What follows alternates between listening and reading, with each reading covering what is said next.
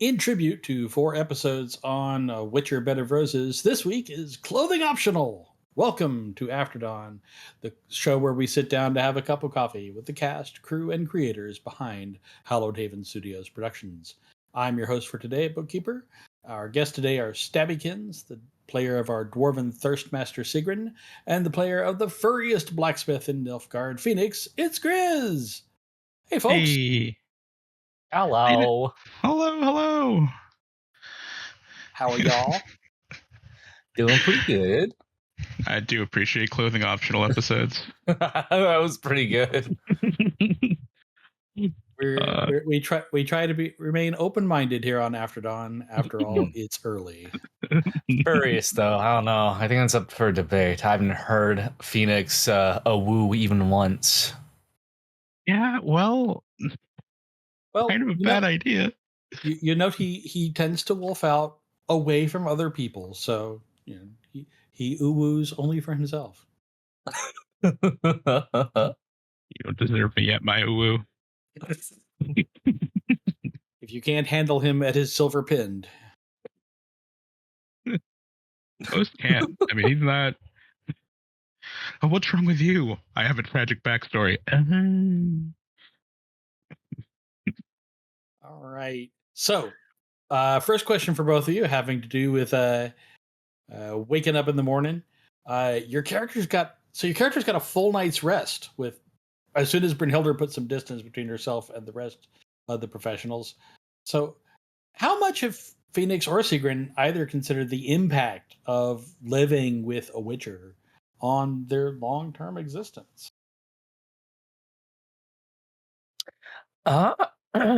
That is a good question. Personally, after everything that happened in season 1, I don't think Seigryn has paid it too much mind compared to what the alternative might be, living without a Witcher in close proximity. I feel like things would be a lot worse off without a Witcher in close proximity. I think Seigryn probably thinks the same way too.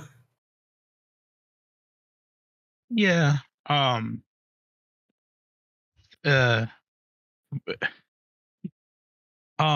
what did I say here? She saved his life. And he owes her a life debt in that aspect. So, he's just used to having one around, but it's also really weird. And they both have kind of stated it's like someone I consider a really close friend is also someone I should be trying to annihilate right now. It's a little odd, but they're family, so he's kind of used to it at this point. Right. Yeah. I mean, if they both roll up into a bar, I mean, I think that the quiet joke between the two of them is like two monsters enter a bar.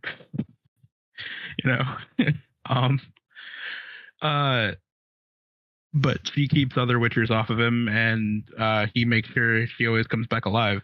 So, well, and I mean, it's like the old Batman question: does Batman help create some of the problems that he then goes on to solve?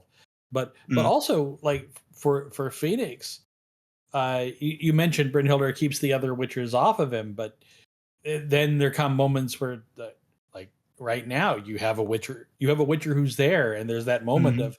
But it also feels like for the first 4 episodes, at least, Phoenix has just been waiting for that big silver axe to kind of fall. Yeah. He keeps the pins in purely to suppress his own nature, but and also just suppresses his own like natural curse energy, but that those pendants pick up. In season 1, even when he had them in, they walked up to that cat Witcher. I think it was like episode 3, and like he just smelled the air, looked right at him, and went, "Oh, you're interesting." So it's always a constant threat. And there's not that many Witchers. There really isn't. Despite everything that you've been watching as the audience members, there's not that many Witchers in the world. I don't know. There's a lot of Witchers going around these days. I've seen a lot of them, though. So just being on the road in general, he's just on edge because you never know what you're going to find. And my Fagurn's up the road. Oh, really? That's great. Sure, should be fine. Listen, all I'm gonna say is that I'm pretty sure if we ever end up in Kaer Morhen, it's gonna be like a freaking convention of witchers. We just go back there, and it's the freaking full Morhen. They'll just stick the arrow, look at Phoenix. He's like, I'm one of the cool ones, and kind of like shrugs. That's right. It's fine. It's fine. No, I'm cool. Brynhilde, tell him I'm God. cool. Please don't tokenize the werewolf. But you're right. He's always yeah. That's why he said we talked about it earlier in one of the Aphrodons. Like, straight up told the Emperor, "Why am I alive?" Yep. Yeah. So he recognizes he's a monster and has to live with it. So I need an over under from my odds makers. What percentage of the rest of the season do you predict will involve shirtless professionals? Most of it. Like That's just fan service. That's all that. It's good. It's fine. Yeah. You know. I in his defense, Stabby backed me up here. His shirts just kind of get ruined. It's not. I think it's only one time that I think he's taken his shirt off once. I think the rate the things are going, clothes are more of a suggestion of modesty rather than the hard and fast rule. Yeah, I mean, yeah. Hey, you had Dwarven Stoop 2 episodes ago, man. Don't talk to me about modesty. You just like laid there like, whoever wants to come in, come in. But I'm not moving. Here I am simmering. I am but a dupe, my matter. Well, and then charging out into the fray in a state of mostly dressed. Yeah, I had like most of a bra on and like maybe some panties, and just managed to tackle this fucking man bat's arm into the ground before Phoenix just basically went full Home Depot on its face. Yeah, it was pretty fucking brutal. Appreciate Saul for letting me do things like that, because I'm just like, that's the world we're in, man. I don't. Yep. Yeah. Oh yeah. Sorry. Oh, go ahead. Go ahead. Oh no, I was like, I'm just giggling at Home Depot, and I'm like, dude, come on. That's not. That is, yeah. Nothing a little pile driving can't solve. That's what we learned from Phoenix. Every tool for a job. Did you just call him a tool? Yeah. Yeah.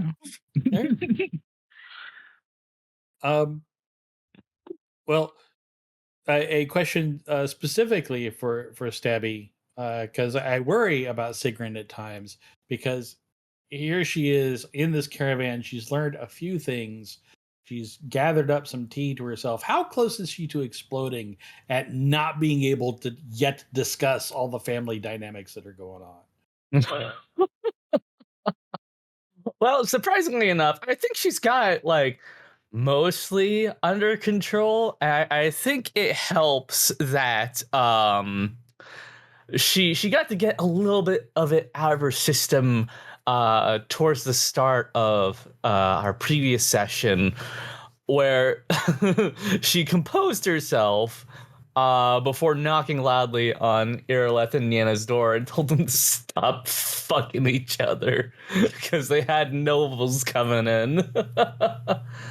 Very much of that, kind of goblin energy being let out. Yeah, no, I think it's the little japes like that kind of help keep things mostly under wrap, but boy, howdy, does she really want to dig in and find out what is going on between, all these freaking people here, especially Phoenix's hot sister, who's apparently a noble. Like, what? I'm waiting for Seigryn to build herself like a really big ear horn to reach forward to places going, no, I have to know what's going on over there right now. I should actually do that. I should have her buy an ear horn and then just keep making it bigger over the course of the season.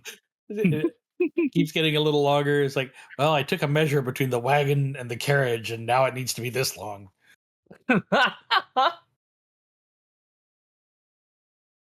Well, so speaking of hot sisters, and sisters who are the newest spousal entry into a noble house, that's a lot to take in. Grizz, how's Phoenix doing? Not well. Oh, I think the BP's well-timed monologue token. Yeah, he's ashamed of himself in a lot of ways for not trying to go get her, but it wasn't safe. Right. And like you said, which she's handling this a lot better than he is, because she could have been doing anything. I mean, the only thing he knew that was she was still alive, and carried off by one of their knights, but she could have been in any situation at all and he wouldn't know. Slightly sketchy noble house, he'll live with it, like that's fine by him. And props to Solomon, actually, because Phoenix said at the end of that session 2, you're a lot like my sister, and then halfway through episode 4, turns out she's a lot like Niana. They get along really well. They do, which is always a distressing moment when your siblings start to conspire with one another. Right. On the other hand, she's also apparently a freaking genius. His intelligence 9. Yeah. And that's just it is rare for the actual system that we're playing to have someone of an intelligence of 9. But like straight out the rip, you can make characters like that, and because this is mechanics, audience members, Phoenix is a craftsman, and all that goes off intelligence. So I just had him in head straight off the rip. So the Cordova household that he is very, very intelligent, which is probably another reason why that mage wanted to kill all of us, because what's more terrifying than a house of noble vampires that are all highly intelligent? Yeah. Look at all the big brains on the wolfy people. I mean, honestly, yeah. And ones that have control of their shapeshifting, it's a terrifying concept. And here she comes along, just being like looking at all of us and going, and just getting a quick read on us. Very, yeah. His sister's scary for sure. That's pretty awesome. There's this ongoing struggle between Friday and Monday as the Under a Blood Red Moon werewolves go, why can't we be that smart? And the Witcher werewolves going, you get to keep your clothes, shut up. Yeah, honestly. You guys Damn it, Moon. You guys get pants? Not having to just duck it around all the time. I'm so happy that he said that. Oh no, was it you? No, I think it was a chat. No, yeah, it was Termite put it in chat. It's like Phoenix is Donald ducking it. I'm like, no, but no, man. If we weren't trying to do something slightly more serious, he would have been. You just have a little bit of like, oh, that's a good idea, but I won't. I'm not gonna lie.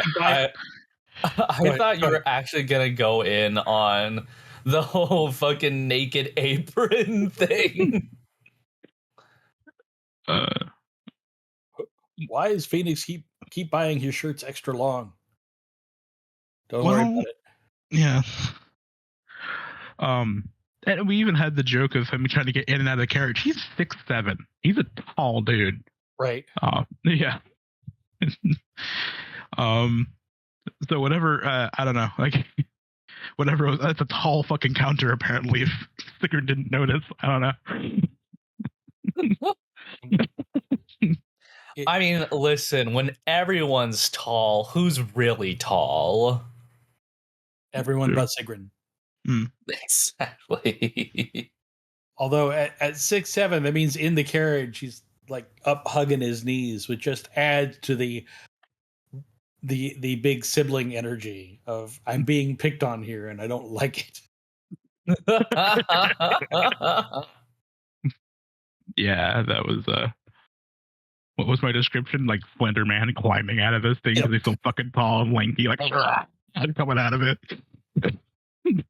Stands up next to the other knights, like, "What's up? Yep. How you doing?" And then, like, one of the knights was apparently like neonicized. Means Phoenix could do that moment where he like puts his hand on the knight's forehead, on the forehead of the helm, and just holds him away. I know you call it a longsword, but really, Winging the bastard swords, like, oh, what's that freaking like insurance thing where it's the fisherman with the money and he's like dangling above somebody's head? Yeah, it's kind of like that. He's like, you almost got me that time. That's my God. So, Stabby, what is Seigryn's take on all of her new traveling companions? And the important question, just how many siblings can we cram into one noble train? Well, it depends on if we're putting Seigryn on the roof rack. As for what she thinks about all the new people, well, despite her being awfully flirty with the noble sister, I think she's keeping a fair amount of cautious eye on some of the not soldiers, but the guardsmen and basically everyone in her cotter. Why is that? Because as much as she doesn't think they're necessarily here to do anything untoward to her party, they're still known for being fairly unscrupulous in terms of business practices, and she wouldn't entirely put it beyond them to pull something mid-travel while they're fairly away from prying eyes. Fair. Well, now, in the interest of full transparency, just we're talking about levels of sketchiness. How sketchy is Seigryn and her own business dealings? Well, I mean, at this point, not very. She basically liquidated most, if not all, of her ale business to fund the new school in the town that they call home. Well, city rather. So she basically has everything on level, and even before that, for the most part, she always kind of kept everything above board. She might have had like a run-in or two with the taxman every now and then, but I wouldn't say she ever really resorted to anything truly underhanded in terms of business. And so any shadiness that she might have had, she's now just bequeathed to Aerolith. Basically, now it's her problem.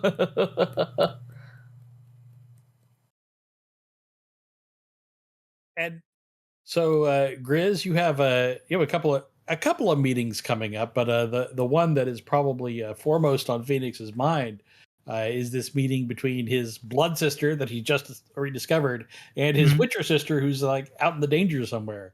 How does Phoenix think that's gonna go? Oh, so fucking poorly. I'm not gonna lie.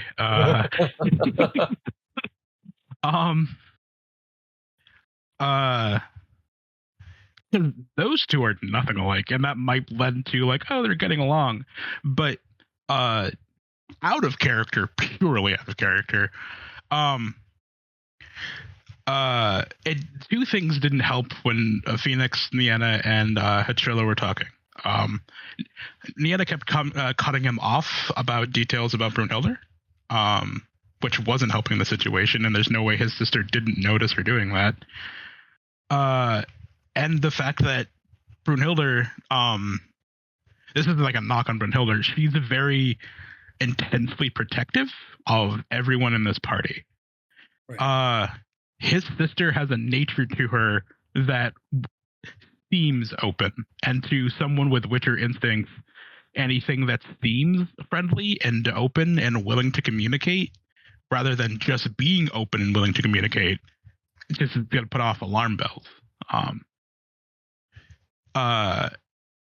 And he knows that this is pretty much all Phoenix wants, is to reunite with whatever family members he has left, so he's going to have blinders on. Right. So it keeps on like turning up the protective notch to like 11. It's like, look, it's my sister, and Brynhilda's going to be like, that's great, bud.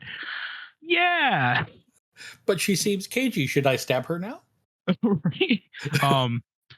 And given everything Phoenix has said about his own family, the fact that she married into a family that is of almost ill repute, I guess. You know what I mean? Like, he's going to be like, well, that's all she could handle. And I mean, if that's what she's got and she's safe now, then that's okay. Well, like, yeah, but she's also going around buying businesses, and probably not for the most wholesome reason. It's going to be,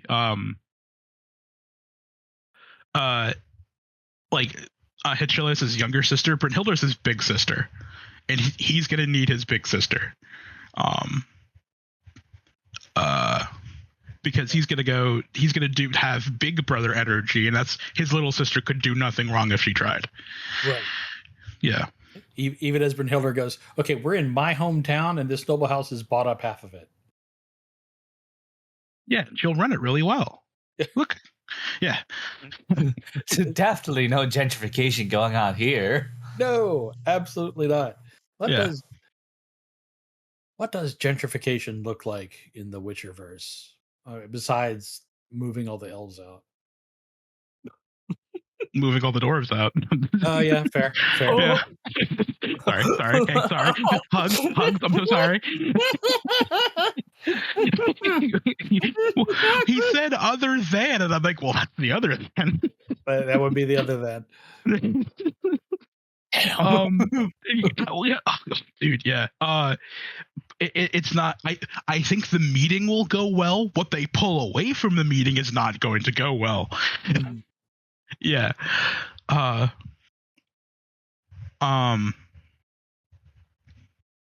then, sorry, there's so many theories I have, because it's like, also, it's like whatever she learns about Brynhilda, she's going to go to Phoenix, like, what are you not telling me? Like, well, I wasn't trying to not tell you anything. I'm sorry, sister. It's like, you're not going to keep things from me, are you? Like, no, of course not. And then everyone's like, keep things from her. No, it's, yeah. You know what I mean? Right. Yeah. Everybody's getting to play prevent defense. Do not leave him alone with her.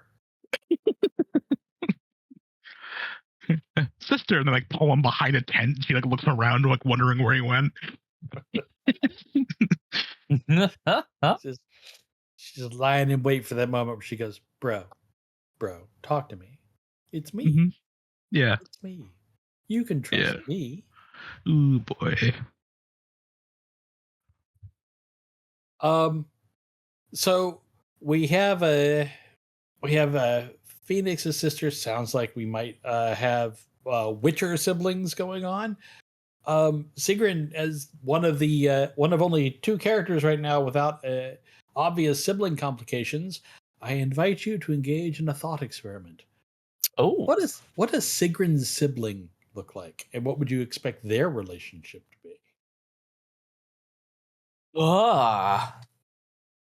Honestly, I think I mostly left that, at least what they look like, over in Saul's ballpark. As for what their bond would look like, I would imagine at this rate it would be heavily estranged. Not as a result of like them having a falling out or anything like that, but just by the sheer dint of like, okay, we just survived like basically all of our people being murked in this one town. Let's split up, gang, and never meet up again, just to make sure we don't die. Now, does Seigryn believe that her family is dead, or just that everybody's scattered and you just haven't seen them? Oh well, her mother and father, she did witness. They were very much propped up and dead on full display. So it's basically just her siblings for the most part that are alive, I should add. Right. And so, but she's did she ever? Do you think she ever made an effort to try and find them, or is this just another happy accident waiting to happen? The Bob Oh Ross of boy. familial trauma. Well, that would be an interesting card for Saul to play right about now, but uh, Well, as long as I we're would say gentrifying and moving out dwarves. I would say that she's definitely sent letters before. But I think she's personally been a little too scared of trying to actually go out and find them again. Because like even though at this point she knows that they're alive and that she mostly has the pogrom in the rearview mirror, um, there's still just that little nagging fear in the back of her head that just keeps her feet planted for the most part when Scared of thinking what? about any. Uh Honestly, I think just scared of losing anyone that close to her again. Because like even just beyond like losing her mother and father, she lost a lot of good neighbors, a lot of good businessmen that taught her a little bit of the trade. She had a community in Redania that she was really tied to, and seeing all of that burnt, put on pikes for full display, that does something to a person. Sure. And I think for the most part, her keeping a distance from what surviving family she does have is kind of her way of reassuring to herself that they're safe. Do you think that's also why maybe she makes these ties with people that are obviously very dangerous themselves? Oh, very much, very much. No one's going Because to put your head on a pike unless they, without losing a couple of fingers.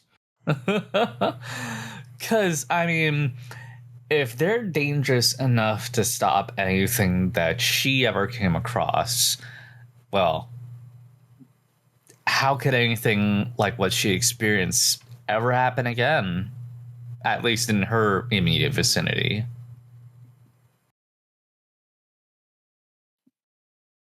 Demons just entered the chat. Oh, Yeah, I was like, I could do a lot of things, but we got demons. well, I mean, she faced off against Gaunter Dim, so Sure. So, well, and talking about moving from theoretical relationships to theoretical futures of relationships, Grizz, what is your greatest hope for Phoenix's relationship with his sister, and what is his greatest fear? Oh, oof, man. You ever play a tabletop and not think about your character's immediate future other than like the next 2 seconds? Honestly, I feel that's so hard. Phoenix's future? I'm just surprised you'll survive the last episode. I think his immediate fear is the he sees a lot of the little girl that he last saw when she was 7 years old. Still, that girl's gone. He has no chance to realize that yet because they haven't had a conversation one-on-one. So his greatest fear right now is ultimately just losing her again in any capacity.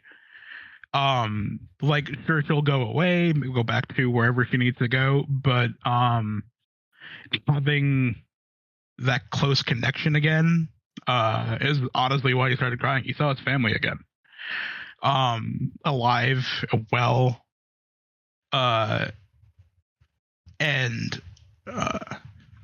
just the if we go back to season 1, just the idea that Master Hattori had been when the doppelganger showed up at the manor, he smelled the doppelganger that was pretending to be Hattori, and his immediate thought was that Hattori was dead. So he wolfed the fuck out and lost himself to rage. So that's how he reacts to losing a family member. If someone tries to take her away from him in any capacity, my greatest fear is that's going to happen again. And he might kill everyone around him. He might kill her accidentally. My greatest fear for him and his future with his sister is he just loses it. My greatest hope is that they kill that sadistic bitch in the worst way possible and go on to live happily lives at the old family house and rebuild the shit. Aw. Yeah. I mean, that's I honestly hope my boy gets a good ending. But it's The Witcher. So that ending I just described is a field full of beautiful flowers, a nice big manor, children running around him, old with a grizzled beard, just sipping on some wine, be like, fuck yeah. But then you cut to the good ending he's probably gonna get, and that's honestly, I hate saying this, his good ending is ultimately probably him dead, but his sister's still alive and well. But the mage is dead. That's probably his good ending. I mean, just in the long term, you're talking about Witchers. So his big sister, they don't get happy endings. That too. That's not really in the cards for them. Yeah, he knows. And I don't think that's something he's even tried to comprehend in some time. Like, if it ever comes down to it and Brunhilde's standing next to him, another Witcher comes at him, he's getting in the middle of it between them. That's how much she means to him. He will not let Brunhilde sacrifice himself to keep the monster alive. That's not what he's willing to do. And so it's interesting you put it that way, because that then leads back to that question. He's asking the Emperor, why am I still alive? He's waiting for that bear witcher to take a sniff of the air. And does Fenix see himself as a monster?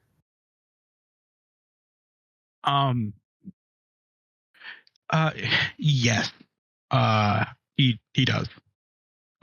For reasons that have yet to be revealed. Well, they were kind of mentioned in that little monologue token. He spent 10 years in chains. And he did some stuff. And Brunhilde saved him. So he does see himself as a monster. He sees himself as a threat. He unfortunately, someone of his level of intelligence can't not see himself as a threat to other people. Like, well, so I guess like more of a threat to people than someone like, say, Irileth or Nienna, who are both fully capable of wreaking havoc. Yes, but they don't have they don't have an innate primal trigger to wreak havoc. They don't, like, if Nienna wanted to rage out, sure, she could cause absolute havoc, but someone could, but depending on how do I put this, depending on the reason for the rage, you might be able to calm down over time. Who's to say? Werewolves usually don't. And it was a beautiful roll from Stabby over here that prevented him from just continuing to rage out. Like I'm not even kidding. That empathy roll was a fucking godsend. I should have failed that roll. So for people who haven't seen the first season, we had everyone trying to reason with Phoenix to get him to calm the fuck down. After seeing the Hattori doppelganger that he literally bit the head off of.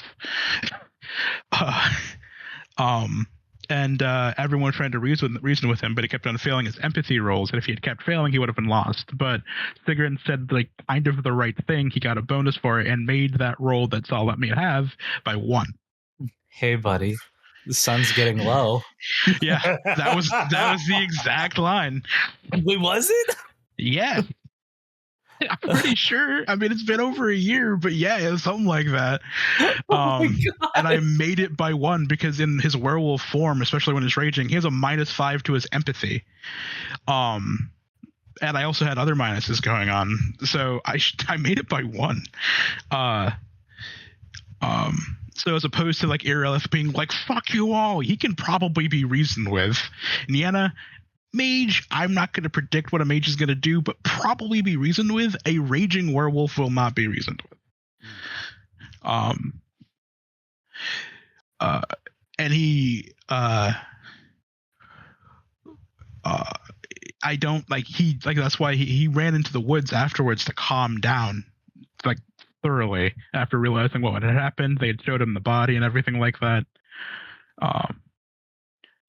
But it's also part of the rules that a curse of lycanthropy is in the rule book a high level curse. It's supposed to fuck you up. It's not supposed to be a benefit or by any means necessary.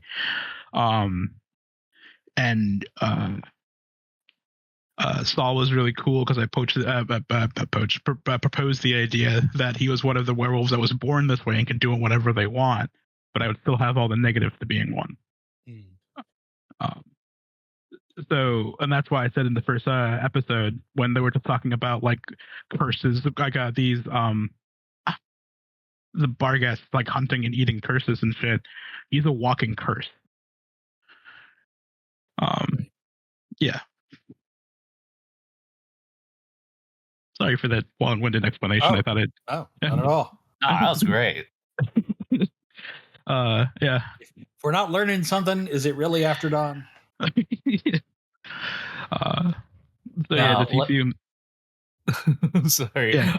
Let's be real though. I think the reason that you got one over with Seigryn is because she's had experience with wolves before. It definitely translates 1-to-1. Absolutely. Come here, boy. There you go. You're begging strip blood. There you go. Would you do it for 2 Phoenix snacks? Please make that happen, Stabby. It would make me so happy. Oh my God, listen, I don't want her to die this early, okay? The only one threat of being like eviscerated by a werewolf and they end up calling him a manservant. That's right. Yeah. Let's be real. It's an elf servant. You're serving an elf. Let's be clear. Use the correct terminology. It's the giddiness in freaking BP's voice saying manservant. I'm like, oh, you. Oh my God.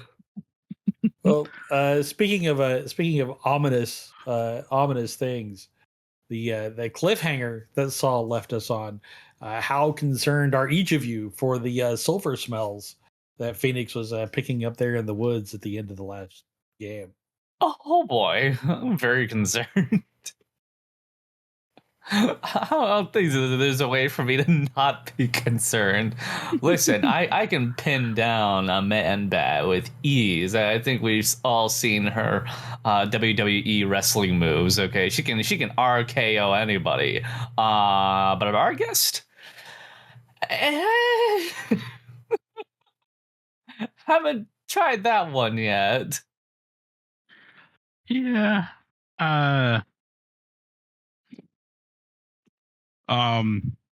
Who had Barghest versus Werewolf on their bingo cards? Ooh, free space. Yeah, it's I mean, we have Oswald with us, So he's a big boy and he swings real hard. Sure. Also, I did have to say fuck Saul and Jimmy like in our general chat because it's like, you threw a bear witcher in here? Oh, I'm so dead. That's guaranteed. He just fucking mopped the floor with me, man. They smash things real good. I still can't believe you tried to poison the guy. Oh, I know. Oh. I'm like, but why? It's a Witcher hero, and please. I don't know what they do. Yeah, you do. What do you mean? They poison themselves to do cool shit. That's right. You watch it happen. Guys, I got a tummy ache.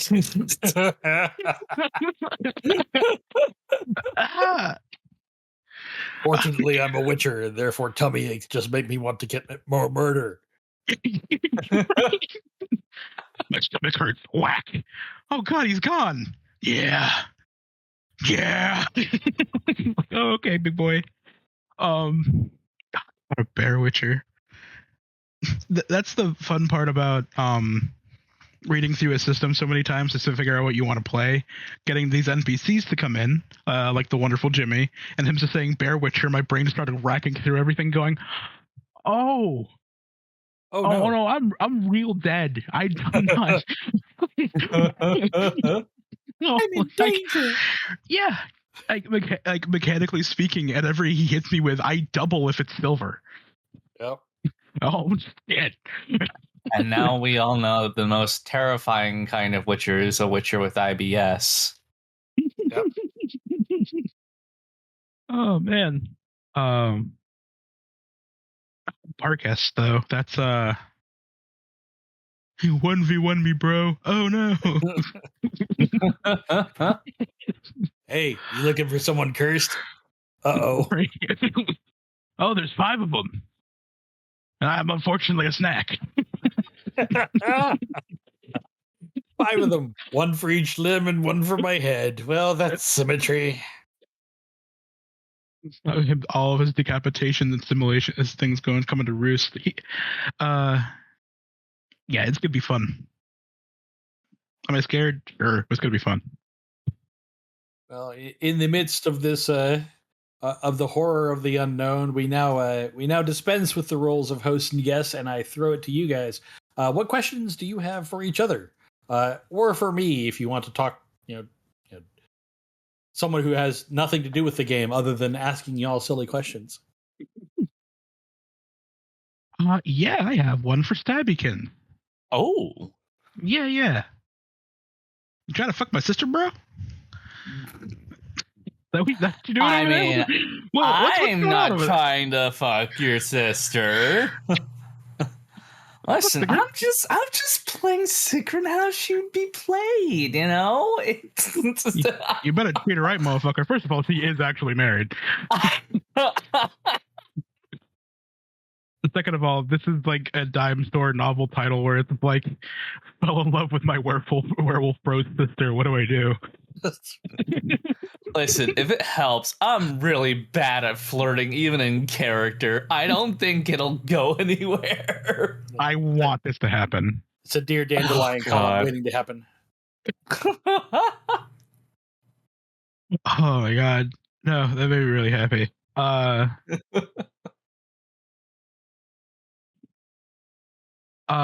Book, we've explored a few backstories, but what backstory are you interested in hearing more about?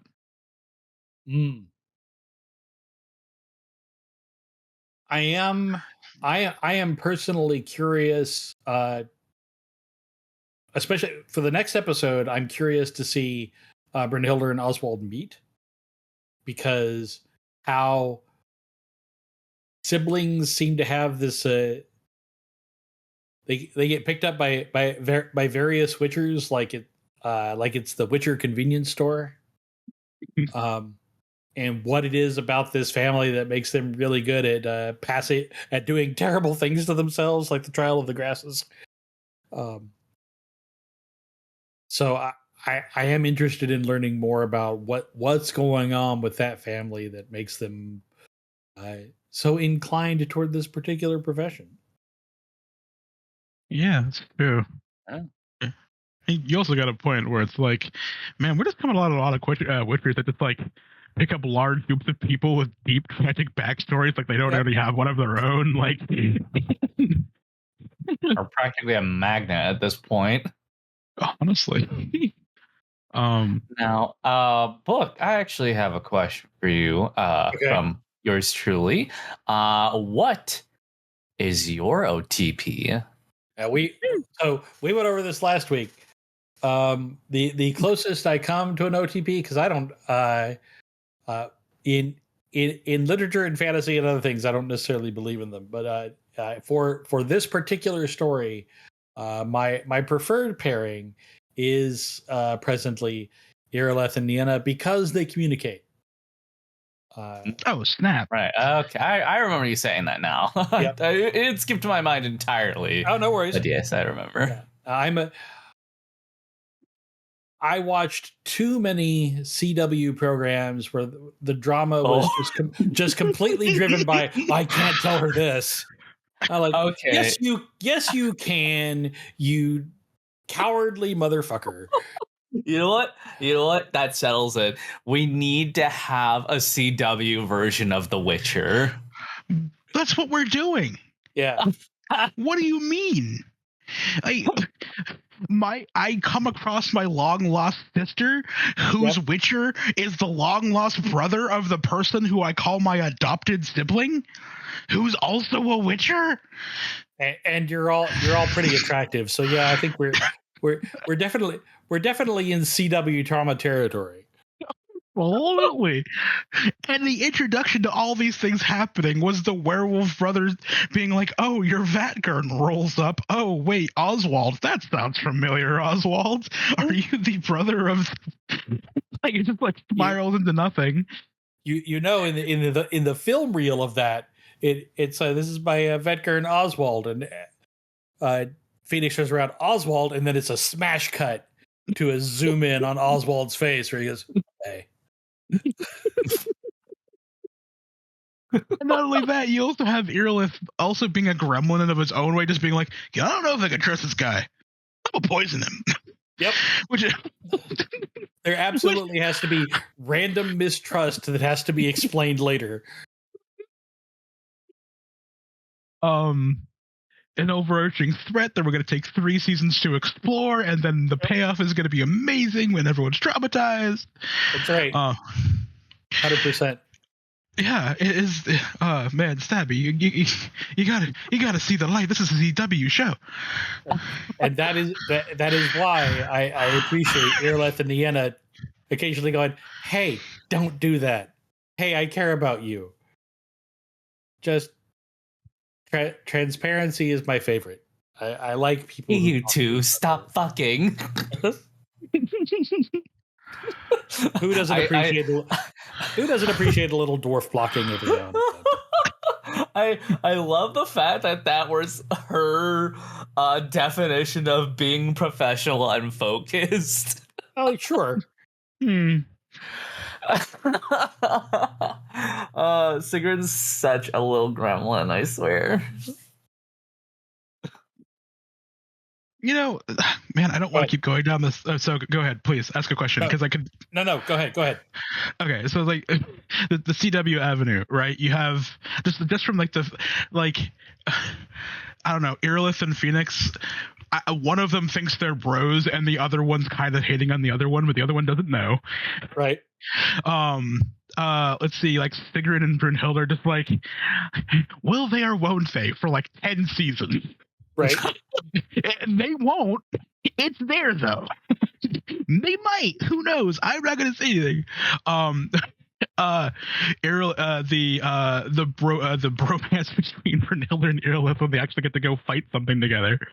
You have Nienna and Fenix who like that slow friendship when they start to realize, oh, we're a lot alike, aren't we? We're just 2 stubborn idiots trying to protect each other. You know, there's a subreddit of who's Seigryn gonna bang. Yeah. Listen, that wheel is still spinning, and eventually it's gonna land on someone, and you'll hear the little moo coming out of the shitty little electronic speaker. But until then, we just gotta let it keep spinning. Speaking of which, the fun part about that spin is that, like, I think it was episode 2. It was even like, it was not. It was, you straight up said to Phoenix, like, "Nah, I'm not interested in you." He's like, "I'm not interested in you either." 7 episodes later, you saw him like fully unclothed and went, "Oh." That happened. it's like that gif with like the gray-haired announcer who's just like as he's like leaning back, you know, like the what is it, those PC peasant memes, you know. Yeah, so it's like even that's on the table, and Phoenix is like, "What? No, you're just like, you say that now? No, you said that." Phoenix and Seigryn shippers call it top shelf. Oh, that's just mean-spirited.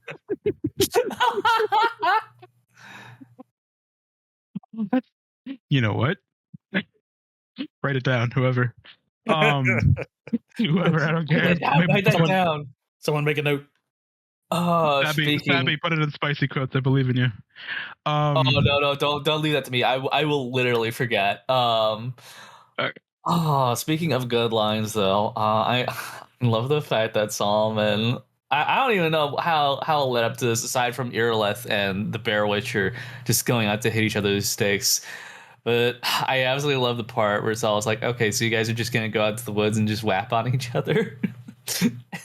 I could tell everyone was like snickering, and it still tickles me to even today, where I typed in a wet ass pugilism in the Twitch chat, and apparently BP had to literally mute herself because she busted out laughing. I feel for Saul, because as GMs, we've all had those moments where the words come out and you're like, "That's the one I wanted to say," and then you finish it and your brain goes, "Is that what you wanted to say?" No, I don't think it was. But it's out there. There it is. It's there now. It's there and everyone can see it. There you go, Book. Thanks. No problem, man. Listen, I can't really blame Saul that much. We all suffer from a little bit of word spaghetti every now and then. We do. It's hard spitting out narrative off the top of your head for multiple hours at a time. I sympathize. It do get the beef brain sizzling. Doesn't mean I'm not going to giggle, but... Oh boy, howdy, are we ever going to giggle? Yeah, I mean, this word... Yeah, go ahead. No, go ahead. No, please. Sorry, I was being stupid, so you're fine. Go ahead. I'm moving towards conclusion, so please be stupid. Oh, yeah, you say word spaghetti. I remember in the last Elder Ones episode, there was a moment where I tried speaking, and I was like, "Yeah, no, fine, cool, I can do this." I actually had to do mouth exercises to keep speaking. Yeah, you went like full Jim Carrey there, like. Yeah, we're good. All right, keep going. Yeah, I can do the mouth noises. I can. Yeah, but that's it. That's all I got. All right. Well then, that will wrap it up for this episode of After Dawn. Thank you so much, Grizz and Stabbykins, for coming to meet up today. And go ahead, please. No, thanks for having us. Yeah, thank you. Honestly, this is wonderful. And for our beloved audience members, both of you, if you want more of this overcaffeinated and undermedicated dive into the people and plots of our HHS stories, After Dawn comes out every Thursday. And if you want that buzz while it's at its freshest and piping hot, come find us on Patreon. For the cost of a cup of coffee, just $5, you will get all our monthly episodes of After Dawn just as soon as they're ready to go. They'll appear on YouTube about a month later. I am Bookkeeper, and we will see you next sunrise for the latest After Dawn.